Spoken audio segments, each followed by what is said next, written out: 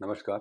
मेधर astro channel पे मेधर परिवार and संस्कार में आप सबका स्वागत है। दिन गुरुवार 2 अप्रैल 2026। तिथि शश्री मापनोती। तिथि है पूर्णिमा 7:41 तक। तत्पश्चात प्रतिपदा तिथि है। प्रतिपदा तिथि नंदा तिथि है जो कि शुक्र के अनुसार फल देती है और प्रतिपदा तिथि पे तुला और मकर राशि दग्ध हो जाती है।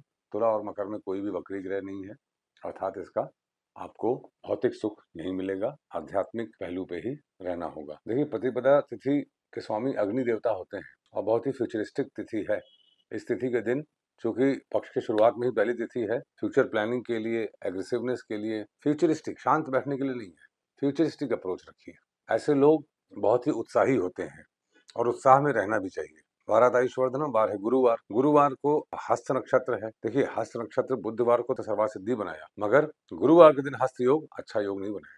वो भी पूर्णिमा जो सुबह के टाइम कुछ टाइम मिल रही है हस्त नक्षत्र में, कल तो बुध की वजह से पूर्णिमा शुभ हो गई, मगर यही पूर्णिमा अगर हस्त में होती तो 10 महीने में कोई बहुत अशुभ घटना होती। यहाँ प्रकृति ने हमको माइन्यूटली बचा लिया।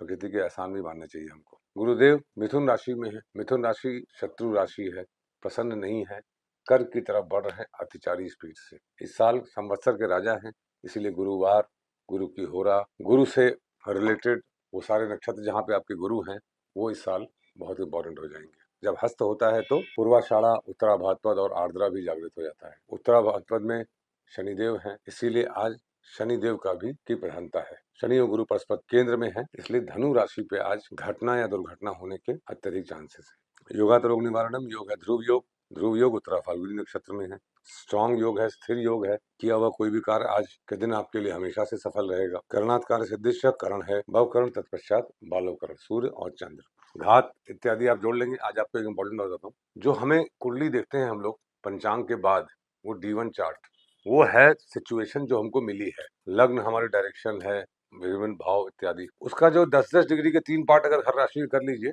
तो दृष्काण बन जाता है। इस पे हम किसी दिन आपको बताएंगे। दृष्काण उस लग्न की रियलिटी है। सत्व रजस तमस चर स्थिर द्विस्वभाव, ये दृष्काण के स्वभाव होते हैं। इसमें मैं बहुत पहले बात की थी, इसमें मैं आगे बात करूंगा। आज नौमांश पे हम बात करते हैं। नौमांश हमारा एक्सपीरियंस है। 9th number is the only number which repeats itself. 9 दूनी 18, 9 तीन 36, 6 3 9, 9 5 45, 4 5 9 इत्यादि। 1 से 9 तक के भाव ही असली भाव होते हैं। अग्नि तत्व में पहला नौमांश मेष का होता है। पृथ्वी तत्व में पहला नौमांश मकर का होता है।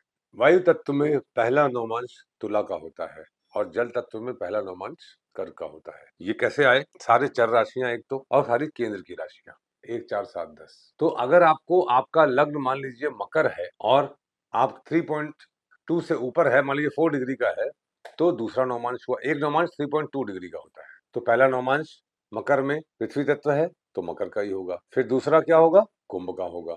तो नौमांश लग्न कुंभ होगा। इस तरीके से मान लीजिए आपका किसी भी डिग्री पे प्लैनेट हो, किसी भी डिग्री पे लग्न हो, आप देखिए वो कौन से नौमांश में है। 3.2, 3.0 से 3.2 पहला नौमांश, 3.2 से 6.4 दूसरा नौमांश, 6.4 से 10 तीसरा नौमांश, and so on up to 30। 9 नौमांश हो गए। 10 डिग्री में 3 नौमांश, फिर 10 डिग्री में 3 नौमांश, फिर 10 डिग्री में 3 नौमांश। ये एक बहुत बड़ा चमत्कार है। इसको आप समझेंगे धीरे धीरे तो आपको समझ में आएगा। अगर किसी का जो बर्थ टाइम करेक्शन होता है, हम लोग देखते हैं कि इसका एग्जैक्ट टाइम क्या है। उसे बेस्ट तरीका ये जानने का है, अगर डिलीवरी के समय बहुत ज्यादा तकलीफ हुई, एक्सेसिव ब्लीडिंग या अनफोर्सीन सिचुएशन या बहुत ही आकस्मिक घटनाएं या बुरी घटनाएं, तो आप पक्का समझिएगा नौमांश लग्न क्रूर राशि का होगा। या तो मंगल का होगा मेष या वृश्चिक, या शनि का होगा कुंभ या मकर। बस ये 4 नौमांश ऐसे हैं जिसमें आपका जन्म कठिन परिस्थितियों में हुआ होगा। दूसरा फॉर्मूला क्या है? आपको पता है कि आप शादी करना चाहते हैं कि नहीं चाहते हैं। क्रूर नौमांश जिनका होता है वो लोग शादी जल्दी नहीं करना चाहते हैं। वो लोग शादी के लिए उनको जल्दी नहीं होती है, ना उनके कोई प्रेफरेंसेस होते हैं, और चीजें अलग अलग परीक्षण से देखी जा सकती हैं। मान लीजिए आपका 21.7 डिग्री का लग्न है, तो ये कौन सा नौमांश हुआ? 3.2, 6.4, 10, 13.2 करके 7वां नौमांश। और ये कर्क राशि का है, तो कर्क राशि जल तत्व राशि है। जल तत्व राशि का पहला नौमांश कर्क का हुआ, तो कर्क से 7वां क्या हुआ? कर्क, सिंह, कन्या, तुला, वृश्चिक, धनु और मकर। तो इसका मतलब आपका जन्म कर्क लग्न में और मकर नौमांश में हुआ है। इस तरीके से नौमांश जोड़िए, इसकी प्रैक्टिस करिए। इस पे आगे हम लोग और भी डिटेल में बात करेंगे। हाँ, एक बात और, अगर आपकी कुंडली में कोई ग्रह रेवती में, अनुराधा में, अश्विनी, पुनर्वसु में, पुष्य में है तो सर्वार्थ सिद्धि योग का फल मिलेगा। रोहिणी, मृगशिरा, आर्द्रा में है तो खराब फल मिलेगा। इस चक्र को, चार्ट को जरूर आप देखते रहिएगा। गुरुवार के दिन है तो घर से बाहर निकलने से पहले जीरा खा के निकलिए। आपका दिन शुभ हो। Thank you very much.